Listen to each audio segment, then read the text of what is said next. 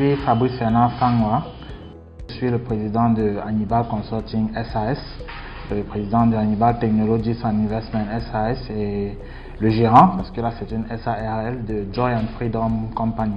Je suis camerounais et fier de l'être, originaire du département du Nkam, vulgairement dit Yabassi, dans le littoral. J'aurai 30 ans à la fin de cette année 2021. Je viens d'une famille de 4 et je suis le dernier. J'ai 3 aînés, 2 grandes sœurs et un frère. Nous avons grandi à Douala, dans un quartier à Douala qu'on appelle Ndokpassi. École primaire dans une école du quartier, secondaire dans un lycée du quartier, supérieur à l'université de Douala, la fac, ce qu'on appelait à l'époque le Poulaï. J'ai fait sciences économiques. Et c'est lorsque j'obtiens la licence que je me dis, réellement j'en ai un peu marre de tout ça. C'est-à-dire j'en ai marre d'avancer sans réellement savoir dans quelle direction est-ce que je suis en train d'aller. Je ne veux pas finir comme je vois tous mes aînés au quartier et tout. Voilà, ils fréquentent, ils ont des diplômes et après on voit tel vendre les comprimés, on voit tel autre être en train de vendre, de faire le call box et tout. Je ne dis pas que j'insulte ceux qui font ces activités, surtout pas. Mais je dis à ce moment, je me dis, j'aspire à bien plus que ça. Et je me renseigne et je tombe sur Subdeco Yaoundé, une école de commerce, une excellente école de commerce à Yaoundé.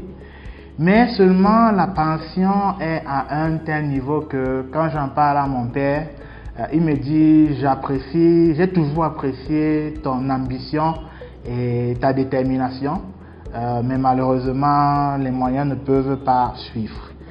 Alors je me rapproche de mes aînés et je leur dis, je vous demande une seule chose, je ne vous en demanderai jamais une deuxième. Faites tout pour payer la première année dans cette école. Si vous payez la première année, je ne vous demanderai pas un seul franc pour les autres années. Le cursus était sur 3 ans. Ma soeur m'écoute et elle me dit, ok, j'ai compris, on va se battre. Et c'est comme ça que la famille se bat et effectivement paye la première année. Je me retrouve donc là en cycle bachelor. Donc première année c'est bachelor et les 2 années d'après c'est pour avoir le master in management. Mais en fait j'avais calculé mon coût. À Subdeco, lorsque vous aviez une certaine moyenne 15, vous bénéficiez d'une bourse. Et ça vous permettait donc de ne plus payer. Donc quand j'arrive là, dans mon esprit c'est ici je suis un mercenaire en mission. Je dois avoir la bourse. Parce que si je n'ai pas la bourse, je suis un homme mort.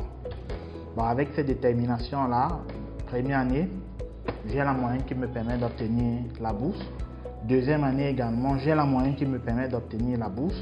C'est comme ça que 3 ans plus tard, en 2016, je sors diplômé de cette école et je suis major de ma promotion. Quand je sors, l'école, puisque je suis major en finance, me permet d'avoir une opportunité dans une banque de la place dont je préfère taire le nom.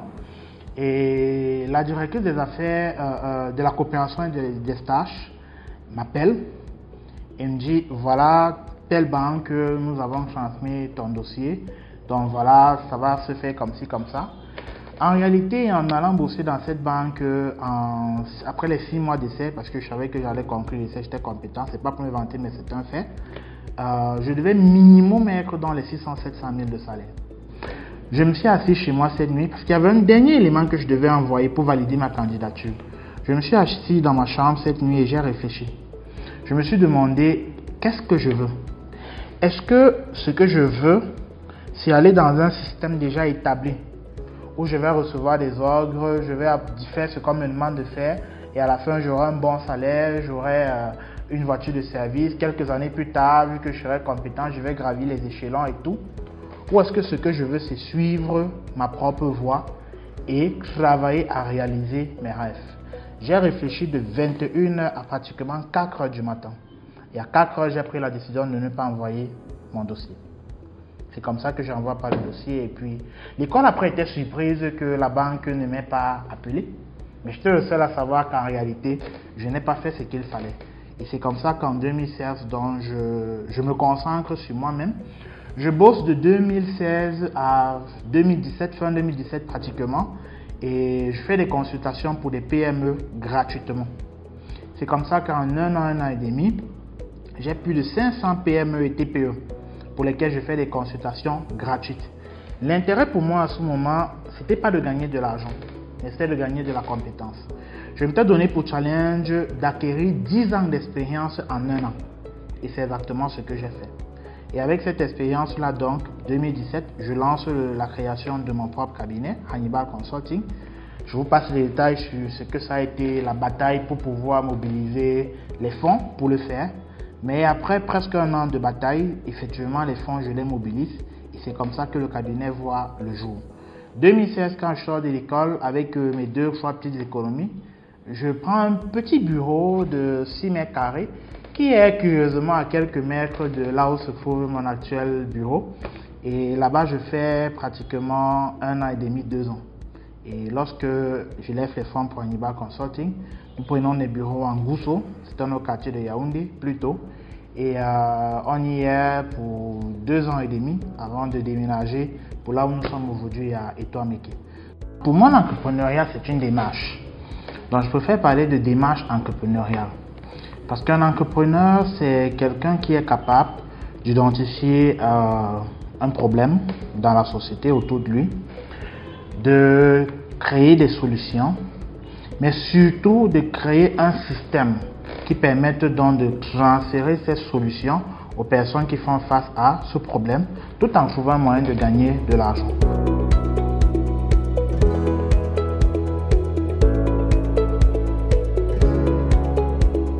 Vous ne pouvez pas être entrepreneur si vous n'avez pas une bonne capacité de résilience, parce que l'entrepreneuriat, c'est également un processus quasi quotidien de gestion de crise.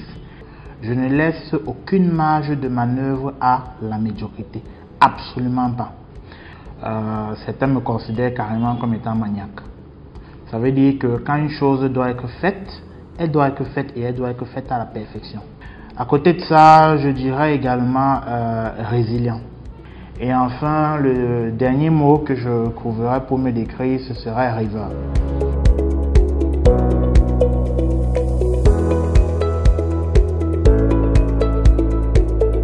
Je commence avec Hannibal Consulting, stratégie, management, investissement, financement, parce que c'est ce que j'ai appris à l'école.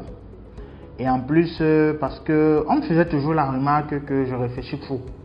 C'est-à-dire que pendant que les gens voient le ciel bleu, moi je me pose la question, pourquoi est-ce que le ciel est bleu? Et qu'est-ce qu'on pourrait faire pour que la couleur du ciel passe de bleu à jaune? Et ça, c'est après que je me suis rendu compte que c'était une aptitude naturelle dans le domaine de la stratégie. Alors je me suis dit, si j'ai cette aptitude-là, autant mieux trouver un moyen de la rentabiliser. C'est comme ça qu'Hannibal Consulting voit le jour. Et une fois qu'Hannibal Consulting voit le jour, je me rends compte qu'il y a 2 secteurs en Afrique qui sont des secteurs avec un potentiel de croissance énorme. 1, c'est la technologie. 2, c'est l'agribusiness. Et voilà comment donc j'étends les tentacules dans ces 2 secteurs d'activité. C'est pour ça qu'aujourd'hui, vous avez tout ce qui tourne autour de la stratégie, de l'investissement et des finances. Ça, c'est une suite logique de mon profil académique. Et vous avez également les activités qui tournent autour de la technologie et de l'agribusiness, qui sont simplement le fait de saisir les opportunités que le continent nous offre. Hannibal Consulting, c'est un cabinet spécialisé dans le conseil en stratégie, management, investissement et financement. Concrètement, ces mots compliqués veulent simplement dire que si vous êtes par exemple un Africain de la diaspora et vous voulez mettre sur pied une entreprise, vous lancez une affaire au Cameroun ou ailleurs et vous avez besoin d'une étude de marché, d'une étude de faisabilité, etc. Vous pouvez consulter Hannibal Consulting et on se chargera donc de faire cette étude pour vous, de vous conseiller également dans la stratégie. Si vous êtes une entreprise déjà existante et vous avez besoin de réorienter vos activités, d'accélérer votre croissance ou encore si vous êtes en situation de crise, là également vous consultez Hannibal Consulting et on fera un diagnostic aussi exhaustif que possible de vos activités et on vous proposera des stratégies qui vous permettront d'atteindre vos objectifs. Enfin, si vous êtes un jeune entrepreneur, vraiment, on va dire débutant, et vous avez besoin de structurer votre entreprise et également d'effectuer des levées de fonds, là aussi Hannibal Consulting intervient. Disons que de 2018 à aujourd'hui, nous avons travaillé avec plus de 300 entreprises et startups. Maintenant, Hannibal Technologies and Investment, Elle n'est pas très connue, l'entreprise. Je crois que c'est beaucoup plus son premier produit qui est connu, la plateforme Hannibal Incubator, qui est une plateforme de e-learning, la première plateforme d'ailleurs de e-learning en Afrique francophone subsaharienne, mais qui donne la possibilité aux étudiants non seulement d'apprendre, mais également de gagner de l'argent avec un modèle économique qui est tout à fait nouveau. Grâce à un cours que vous avez acheté, que vous avez suivi sur Hannibal Technologies, vous pouvez facilement en une année gagner plus de 12 millions de francs. Ça, c'est le modèle d'Hannibal Incubator. Et la dernière entreprise, Joy and Freedom Company, elle a une seule mission, c'est permettre aux Africains, quel que soit leur âge et quel que soit leur niveau de revenu ou leur catégorie socio-professionnelle, d'atteindre la liberté financière.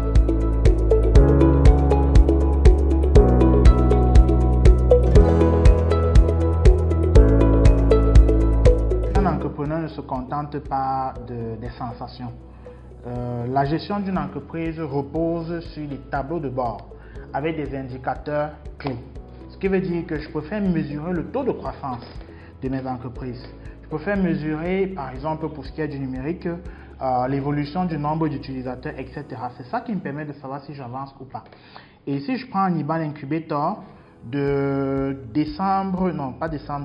janvier-février 2021, où nous lançons la version actuelle de la plateforme, aujourd'hui on est en juin 2021, et ben c'est pratiquement du x4 en termes de nombre d'utilisateurs. Donc quand je prends cet indicateur par exemple, je peux dire qu'on avance. Si je prends également Hannibal Consulting, que ce soit au niveau de la mesure du chiffre d'affaires ou encore un indicateur sur le nombre de clients ou sur la diversification des partenariats, là aussi quasiment tous les indicateurs sont au vert. C'est pareil dans presque toutes les entreprises. Certes, il y en a qui connaissent des moments de crise et vraiment des crises super sérieuses parce qu'on a eu des projets d'investissement qui ne se sont pas bien passés et qui sont vraiment en crise au point d'entraîner également un début de procédure, on va dire, judiciaire contre les producteurs concernés. Ça fait que c'est beaucoup de stress, mais bon, on essaie de gérer. Donc malgré toutes ces crises-là, je peux conclure qu'on avance, on se bat pas mal.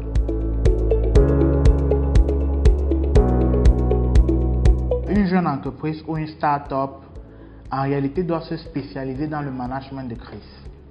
Parce que vous ne rencontrerez que des crises. Les crises viendront d'où? Au niveau interne, la ressource humaine. C'est un facteur qui est généralement négligé, mais c'est pourtant le plus important dans une jeune entreprise. Vous avez le choix entre avoir des collaborateurs déjà super compétents, mais avec un engagement minime. Je trouve que c'est un choix dangereux. Parce qu'en réalité, vous prendrez des personnes qui s'attendront à avoir un système déjà établi. Or, la jeune entreprise n'a pas un système déjà établi. Il est mieux de pouvoir avoir des collaborateurs, peut-être un peu plus jeunes, peut-être un peu moins expérimentés, mais à qui vous pourrez en fait impulser une certaine vision, qui pourront épouser cette vision-là et, comme on dit, mouiller le maillot avec vous. Je prends un cas de figure. Monsieur Xavier Yanaki, aujourd'hui le directeur général d'Hannibal Consulting, il y a quelques années, il entre dans la boîte comme stagiaire. Et j'ai dit, ok, nous-mêmes on est parti de zéro à rien en un laps de temps, ce qui veut dire que l'âge, ce n'est qu'un chiffre. Ici, c'est la compétence et c'est l'engagement qui importe. Je pourrais prendre comme ça plusieurs autres cas de collaborateurs qui ont vraiment commencé au tout bas de l'échelle, mais qui ont su démontrer par les résultats qu'ils sont capables d'accomplir des grandes choses. C'est la première difficulté. La deuxième difficulté, c'est que lorsque vous décidez de faire ancrer des gens dans votre capital, c'est en fait une arme à double tranchant. Parce qu'ils vont vous apporter de l'argent frais qui vous permet d'accélérer votre croissance, c'est vrai. Mais d'un autre côté, le management des actionnaires est extrêmement compliqué. Vous aurez des gens qui vont attendre des résultats, et surtout des résultats financiers, qu'il pleuve, qu'il neige ou qu'il vente.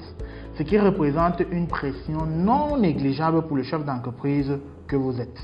Et enfin, la dernière difficulté, c'est que quand vous vous asseyez, vous allumez votre ordinateur, vous faites un joli document avec des couleurs que vous appelez business plan. La limite de ce business plan, c'est le terrain. Vous allez dire dans votre business plan, je peux avoir 10 clients en 2 jours. 2 jours plus tard, vous n'avez même pas l'ombre d'un client. Or, sur le business plan, ça semblait parfait. Il faut donc être capable d'avoir une capacité de réaction super élevée. Comprendre ce qui se passe, si possible même avant que cela ne se passe, et pouvoir anticiper. Et surtout, quelles que soient les crises que vous rencontrez, ne laissez pas que ces crises vous écrasent en fait. Considérez-les comme un fait normal dans votre processus entrepreneurial et continuez d'aller de l'avant. Je rêve d'une Afrique où tous les jeunes ont le droit de rêver et surtout où tous les jeunes ont la capacité de réaliser leurs rêves. Je rêve d'un Cameroun où, si j'ai une idée, en un claquement de doigts, je peux avoir le financement pour pouvoir réaliser cette idée. À l'instant où vous intégrez que le risque, je peux le prendre et je peux faire avec, c'est bon, allez-y. Au pire, vous allez apprendre parce qu'on n'échoue jamais, soit on réussit, soit on apprend. Et chaque fois que vous allez ne pas réussir, en réalité, vous allez améliorer votre système de prise de décision, ce qui augmentera votre chance de réussir un peu plus tard. Quand vous regardez dans quelle situation se trouve l'Afrique, vous regardez le retard économique et financier qu'a l'Afrique, vous pensez que qui va relever le continent? C'est nos papas qui ont 60-70 ans. Excusez-moi, mais je n'ai rien contre eux, mais ils sont déjà au crépuscule de la vie. Quelqu'un qui a 70 ans a une espérance de vie maximale encore de 20 ans. Et toi, tu es là, tu as 20 ans. Ce qui veut dire que tu as au moins 70 ans devant toi, théoriquement. Ça veut dire qu'en réalité, c'est de ta responsabilité. Chaque génération doit découvrir sa mission. Et soit doit travailler à la réaliser, ou alors va simplement la trahir. Moi, j'ai choisi de la réaliser.